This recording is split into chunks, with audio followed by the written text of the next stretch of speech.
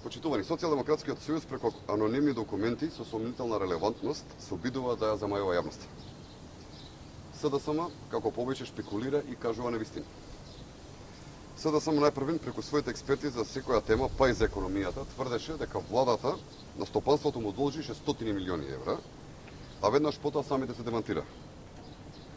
Колку и да се обидува Социјалдемократскиот сојуз преку груби, измислени и нерелевантни примери да ја девалвира работата на владата, останува фактот дека токму оваа влада ги отплати долговите што владите на Социјалдемократскиот сојуз ги направи.